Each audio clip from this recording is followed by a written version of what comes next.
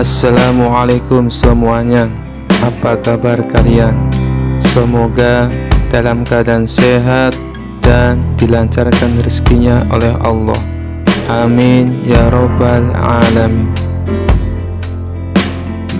Dikisahkan pada suatu waktu Baginda Raja Harun al-Rasyid sangat gundah hatinya. Seperti biasa, dirinya ingin sosok Abu Nawas hadir di istana untuk menghibur hati sang raja. Namun setelah beberapa kali dipanggil, Abu Nawas belum juga menampakkan batang hidungnya. Entah kenapa. Setelah lama berpikir, akhirnya Baginda Raja menemukan cara agar Abu Nawas bisa hadir di istana kerajaan.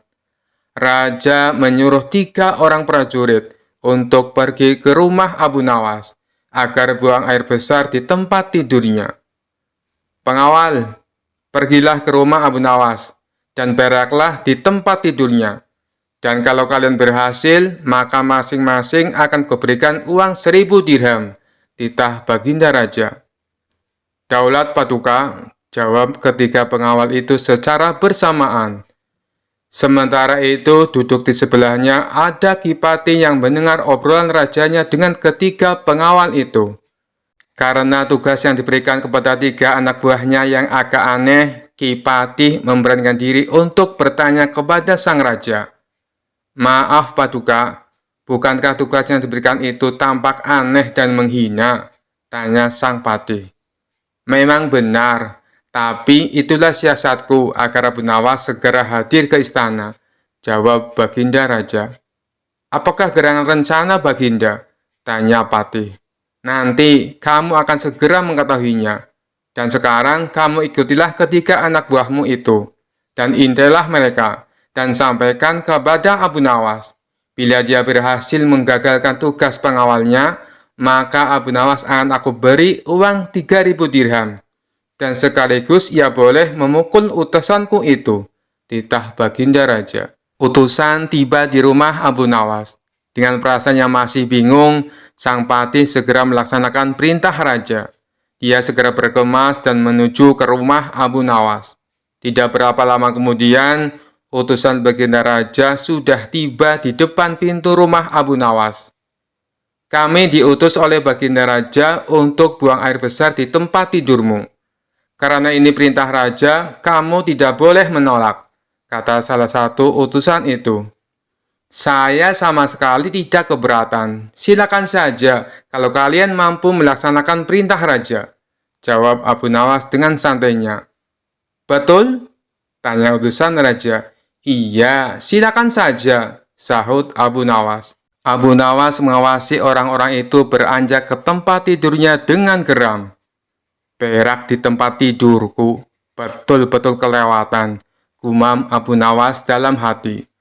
Abu Nawas memutar otaknya bagaimana caranya agar para utusan itu mengurungkan niatnya. Setelah berpikir beberapa saat, Abu Nawas akhirnya menemukan cara untuk menggagalkan tugas para utusan itu.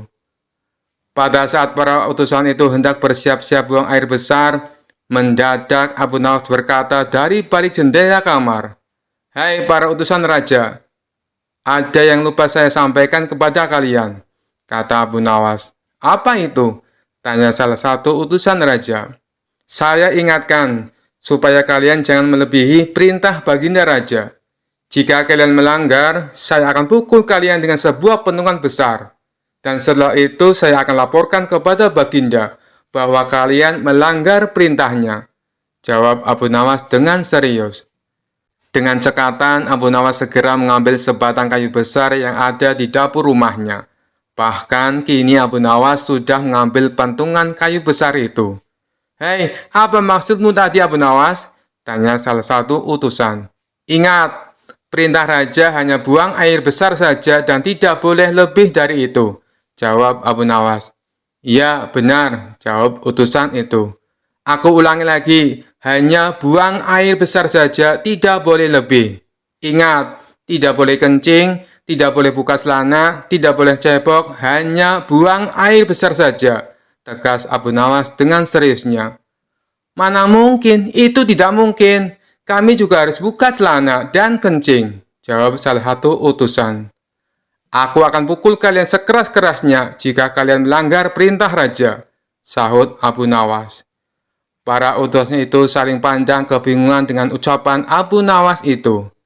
Tiba-tiba ada suara seseorang yang memanggil Abu Nawas. Abu Nawas!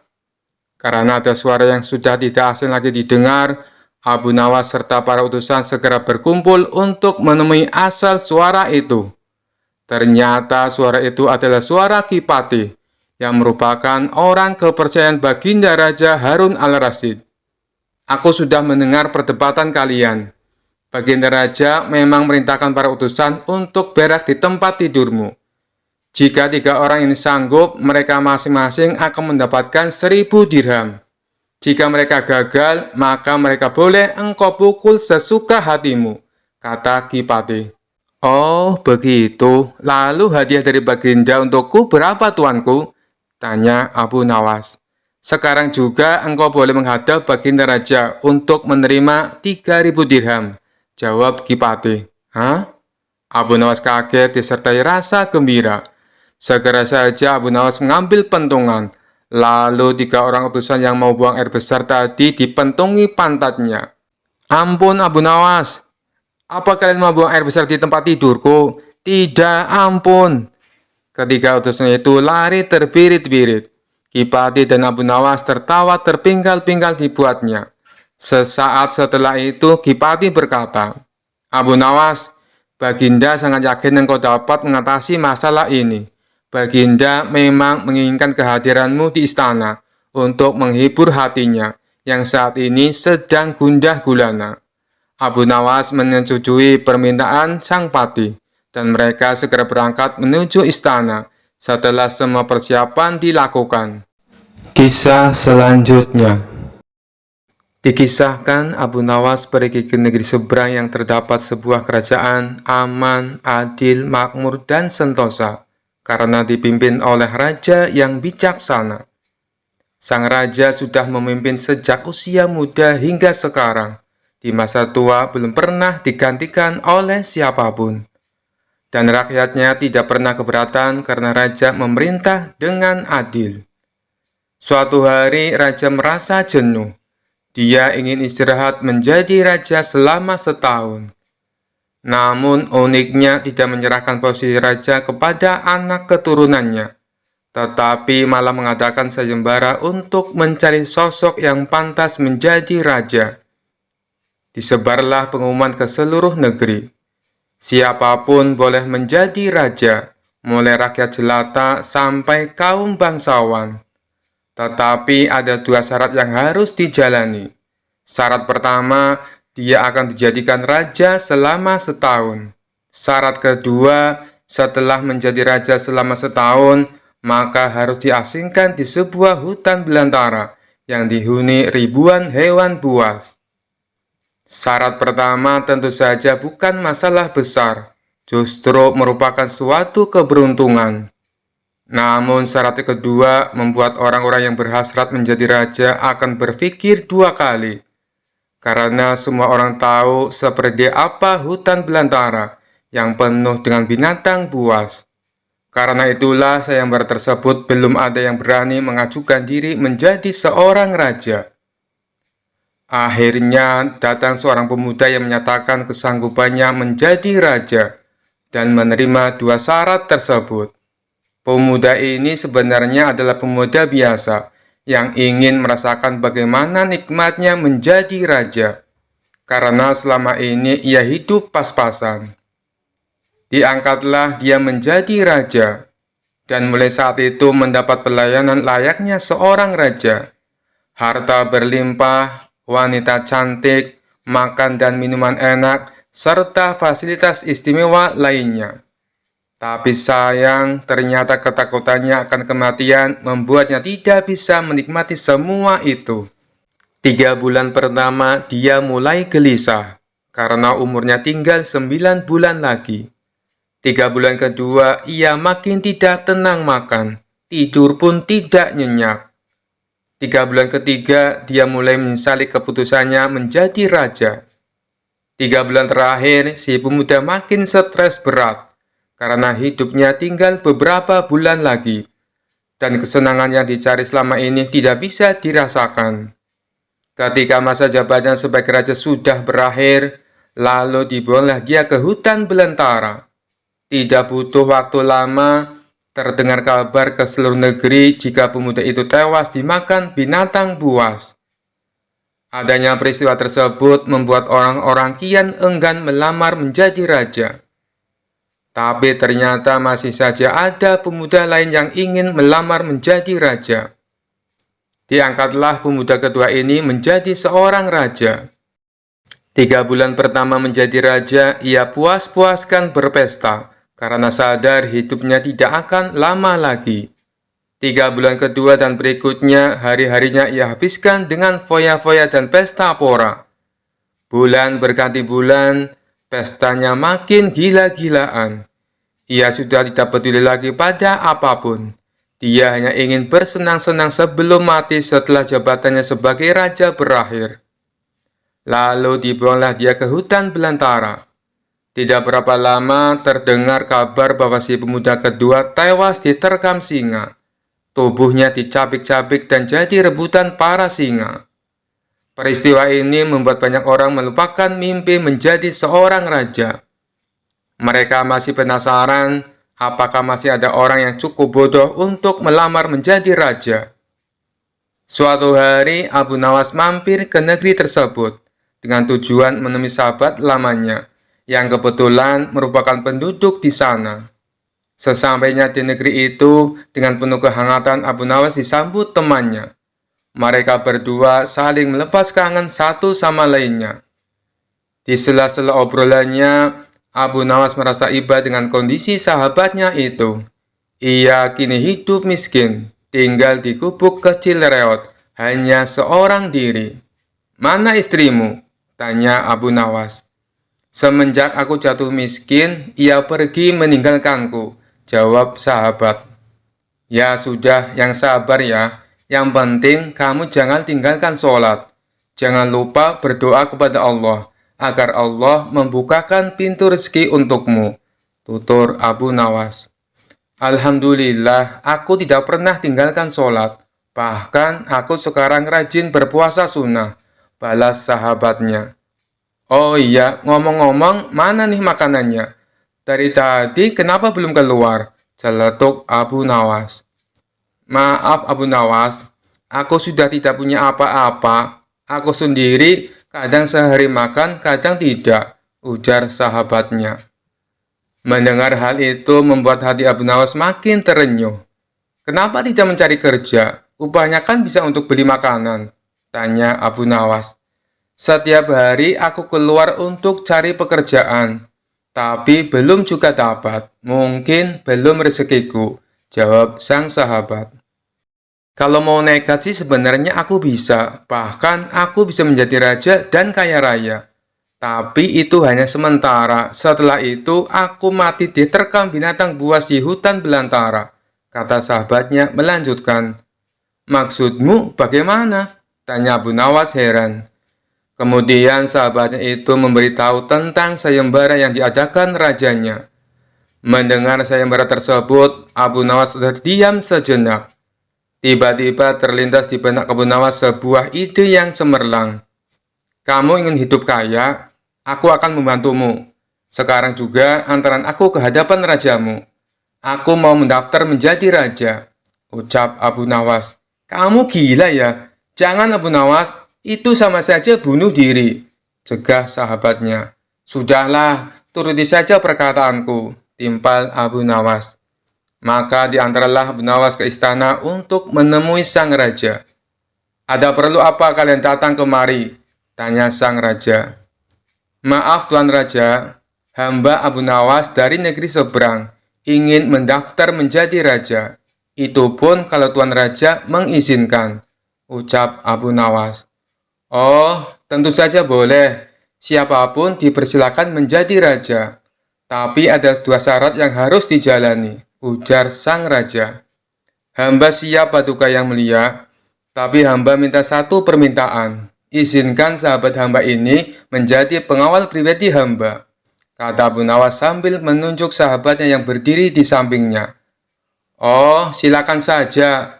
Saat menjadi raja selama setahun, kau berhak atas segala sesuatunya, termasuk mengatur semua prajurit kerajaan beserta para menteri.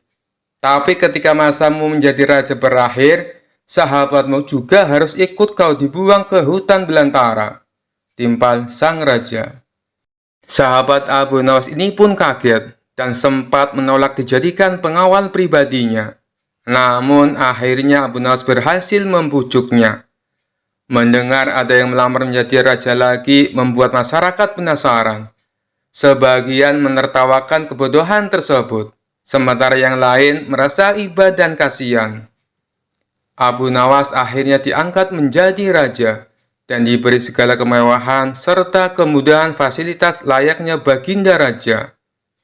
Ternyata berbeda dengan dua pemuda sebelumnya, Abu Nawas tidak berpesta pora dan foya-foya. Namun, ia membuat beberapa tindakan selama menjadi raja. 3 bulan pertama, Abu Nawas memerintah ribuan prajurit untuk membabat habis hutan belantara dan memindahkan semua binatang buas ke tempat lain.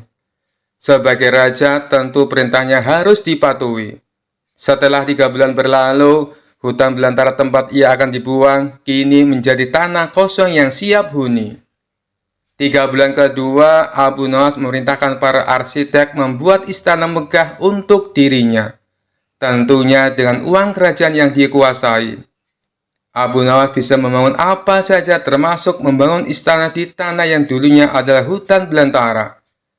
Dalam jangka waktu 3 bulan, berdirilah istana megah dan kokoh. 3 bulan ketiga, Abu Nawas memerintahkan para prajurit membawakan harta dan perabotan dikirim ke istana yang baru saja dibangunnya. 3 bulan terakhir, Abu Nawas menawarkan kepada masyarakat, siapa saja yang mau pindah di wilayah istananya akan dibuatkan rumah dan diberi modal uang untuk berdagang. Kesempatan tersebut tidak disia-siakan warga. Ratusan orang mendaftarkan diri untuk pindah ke sekitaran istana Abu Nawas. Selama 3 bulan terakhir, tempat yang tadinya hutan belantara kini berubah menjadi pemukiman penduduk.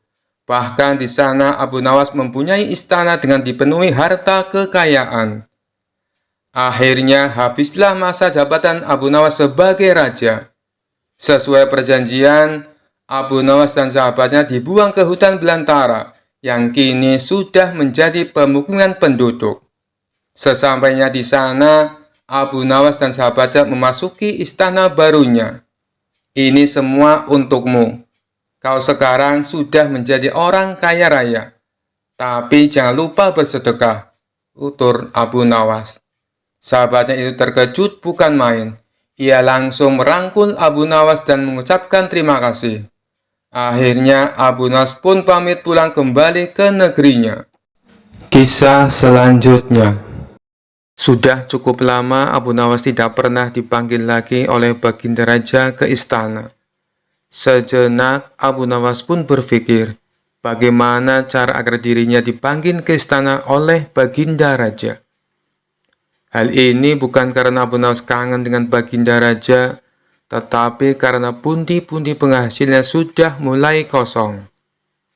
Sebab hadiah dari baginda raja sudah tidak pernah lagi ia terima selama ini.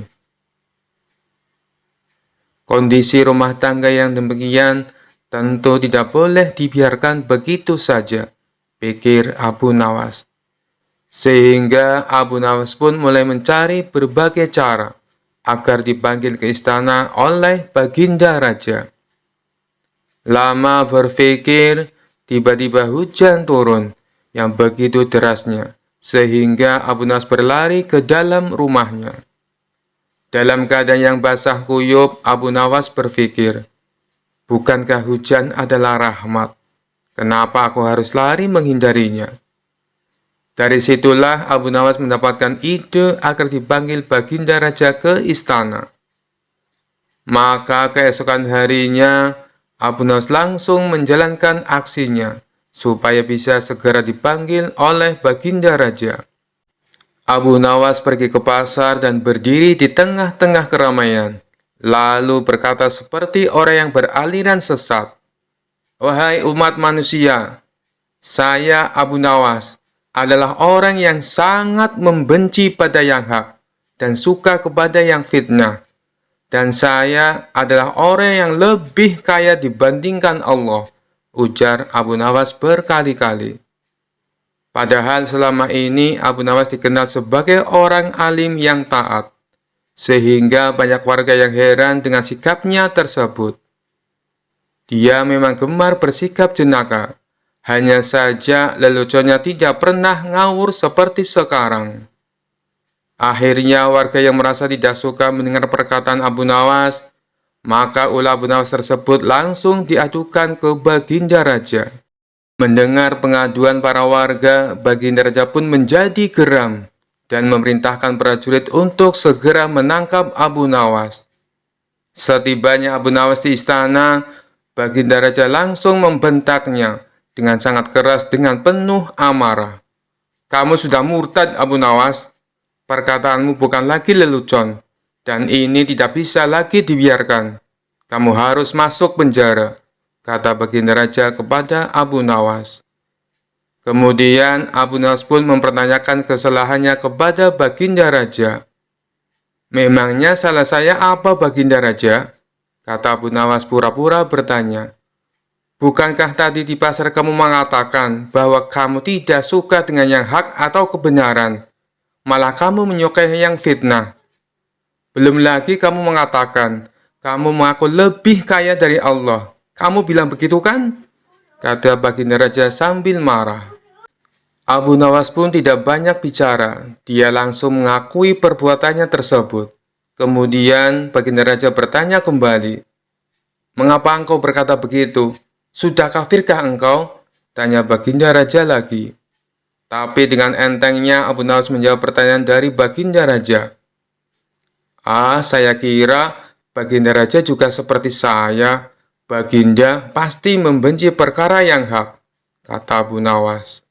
Kemudian sang raja pun menjadi tambah marah dan mengatakan Abu Nawas sangat kurang ajar. Selanjutnya, Abu Nawas menjelaskan maksud dari perkataannya tersebut. "Jangan marah dulu, wahai Paduka yang mulia. Dengarkan dulu keterangan saya," kata Abu Nawas.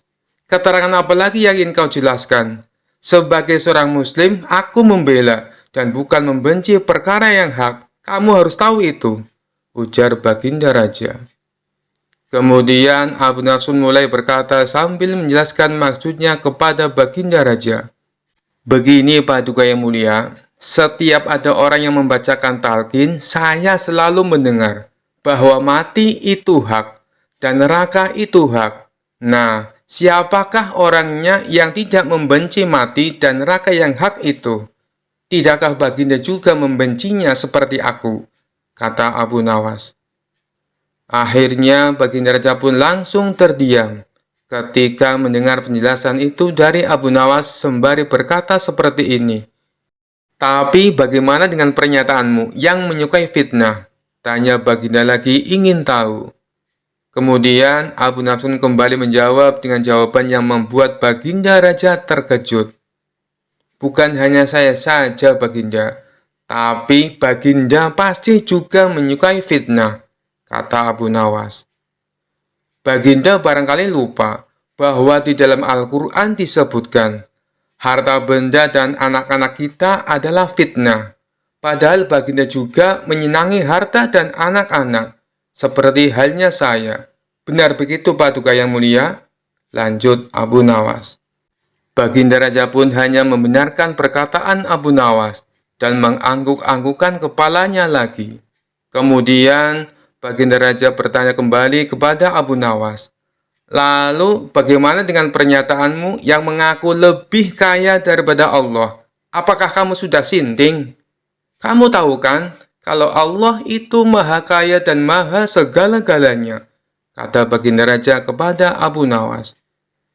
Kemudian Abu Nawas kembali menjawab pertanyaan dilontarkan Baginda Raja. "Anak adalah kekayaan. Baginda pasti tahu itu. Sedangkan Allah tidak mempunyai anak. Saya mempunyai anak, berarti saya lebih kaya daripada Allah. karena Allah tidak beranak dan tidak diperanakan. Kata Abu Nawas menjelaskan kepada Baginda Raja. Baginda laki-laki hanya bisa terdiam, sebab semua yang dikatakan oleh Abu Nawas memang benar adanya.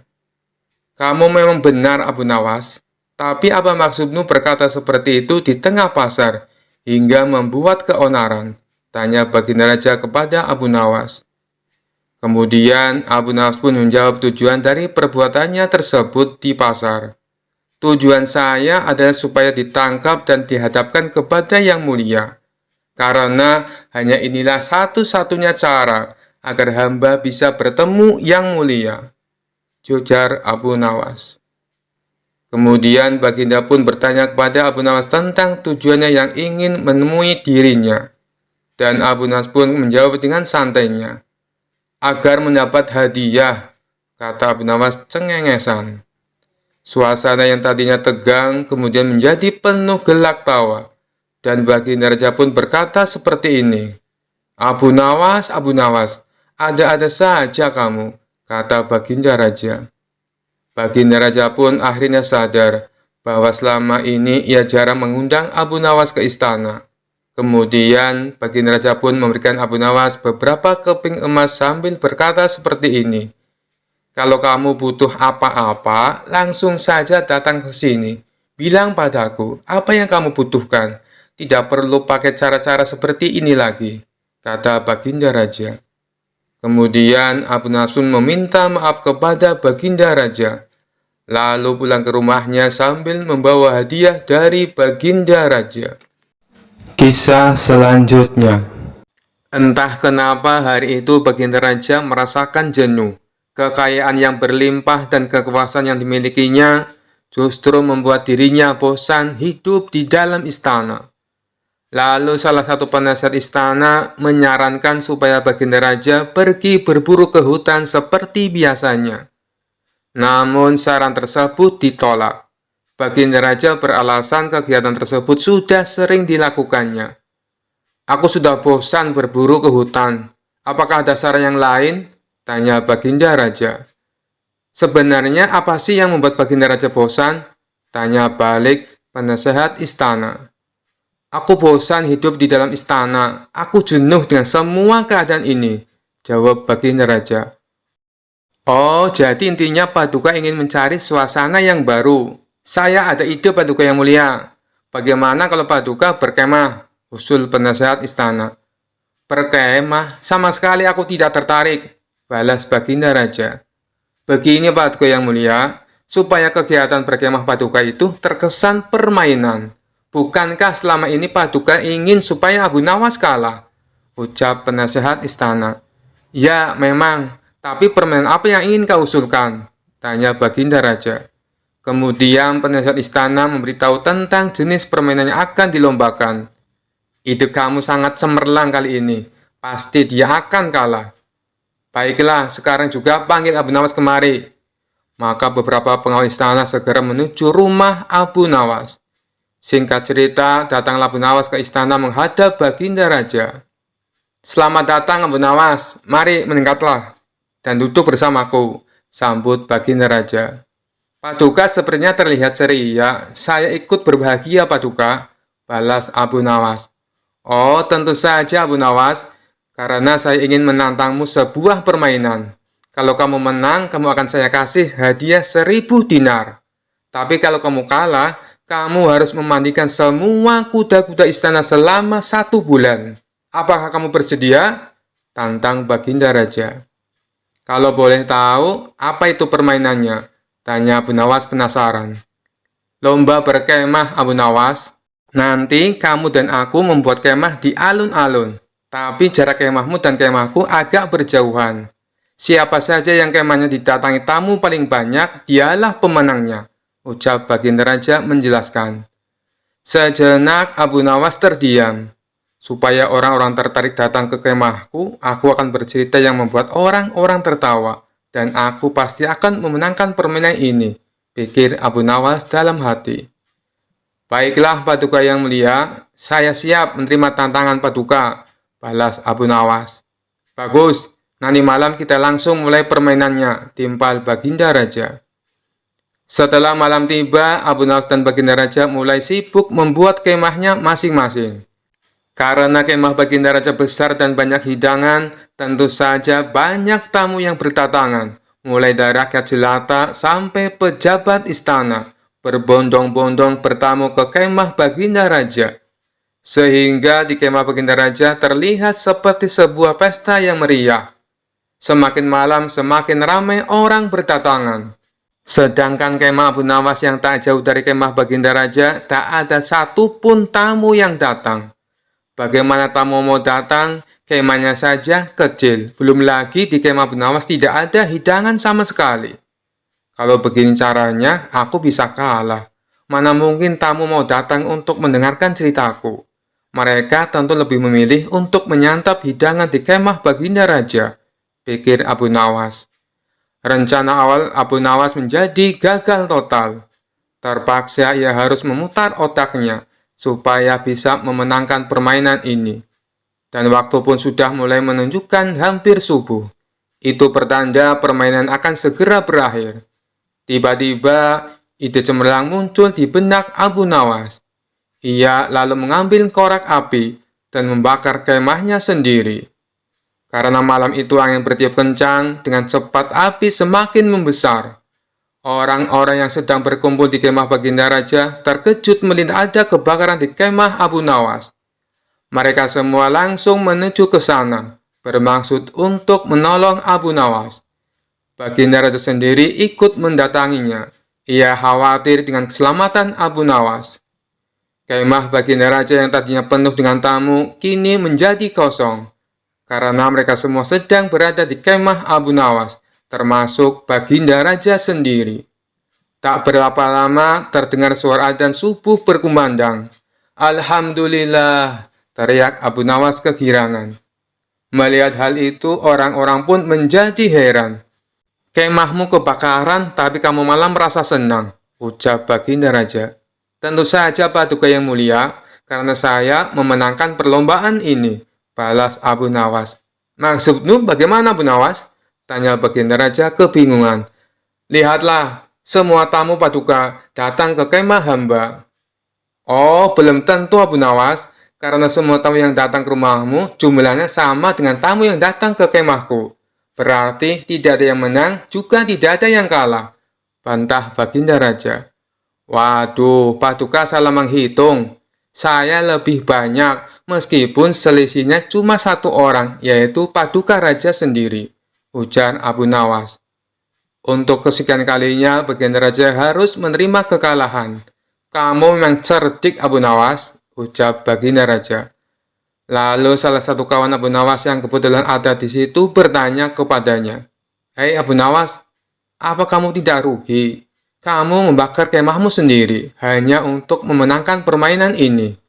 Tapi dengan entengnya Abu Nawas menjawab, dengar ya kawan, harga kemahku cuma 10 dinar. Sedangkan hadiah yang akan aku dapatkan jumlahnya 1000 dinar. Kawannya itu langsung memuji kecerdikan Abu Nawas. Kisah selanjutnya. Dikisahkan pada suatu pagi hari, Abu Nawas muda sedang duduk-duduk bersantai di teras rumahnya. Beberapa saat kemudian, datanglah seorang komandan dengan beberapa prajuritnya. Sang komandan bertanya, "Wahai anak muda, di manakah aku bisa menemukan tempat untuk bersenang-senang di daerah sekitar sini?"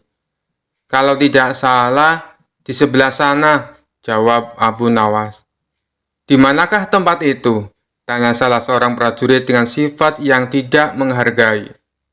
"Pergilah ke arah sana, lurus tanpa belok-belok, maka kalian akan menjumpai tempat untuk bersenang-senang," jawab Abu Nawas. Rombongan tentara kerajaan itu akhirnya pergi juga menuju tempat yang sudah ditunjukkan oleh Abu Nawas. Setelah beberapa saat, kagetlah mereka semua, karena tempat yang mereka cari tidak ditemukan, kecuali hanya sebuah komplek kuburan yang sangat luas. Dan tentu saja hal itu membuat para tentara berang karena merasa telah ditipu oleh pemuda tersebut. Mereka pun kembali lagi ke tempat Abu Nawas. Wahai anak muda, keluarlah engkau. Kenapa engkau berani sekali membohongi kami?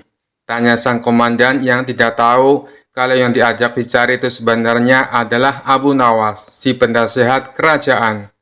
Siapakah engkau ini? Berani sekali membohongi kami, tanya salah seorang prajurit. Aku adalah Abdi, jawab Abu Nawas. Komandan dan para prajurit merasa geram dan marah. Prajurit, tangkap dia, seru komandan. Engkau akan aku bawa ke panglima kami, kata komandan. Rupanya Abu Nawas hendak dihadapkan ke panglima kerajaan mereka. Wahai panglima, kami telah menangkap seorang pembohong yang berani membohongi pasukan kerajaan, kata komandan. Alangkah lancangnya si pemuda ini karena sudah berani berbohong, lanjut komandan.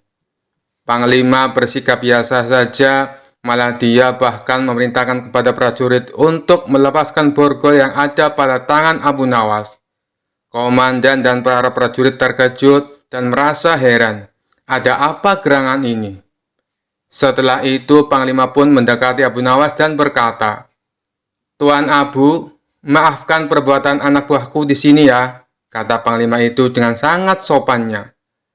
Laki-laki gagah dan tampan itu memang sudah saling mengenal satu sama lain, karena mereka seringkali bertemu ketika sang khalifah mengundangnya ke istana. Betapa terkejutnya sang komandan dan para prajuritnya. Perasaan sombong dan congkak yang tadi menyelimuti mereka seakan berubah menjadi rasa takut. Wahai Tuan Abu, sebenarnya kebohongan apa yang mereka sangkakan kepadamu? Tanya Panglima. Wahai Panglima, mereka memintaku untuk menunjukkan tempat untuk bersenang-senang. Tentu saja aku tunjukkan kuburan, karena kuburan adalah tempat yang lebih baik bagi orang-orang yang taat kepada Allah. Di sana pula dia akan mendapatkan hidangan yang nikmat dari Allah, terbebas dari rasa fitnah dan kejahatan manusia dan makhluk lainnya, jawab Abu Nawas dengan tenangnya. Mendengar jawaban pemuda itu, segera saja komandan mendekati Abu Nawas dan berkata, Maafkan hamba Tuanku Abu, andai saja aku mengetahui bahwa Tuan adalah Tuan Abu, tentu kami tidak akan berani membawa Tuan ke hadapan Panglima, kata komandan lagi. Wahai komandan, apakah aku telah membohongi kalian? Bukankah aku berkata benar? Aku adalah abdi, dan setiap orang adalah abdi Allah, termasuk kalian semuanya, kata Abu Nawas. Anda benar tuanku, jawab komandan. Komandan dan prajurit yang telah menangkap Abu Nawas merasa malu jadinya. Sekian dulu perjumpaan kita kali ini. Sampai bertemu lagi di kisah-kisah selanjutnya. Terima kasih yang sudah subscribe dan setia menonton channel ini. Wassalamualaikum warahmatullahi wabarakatuh.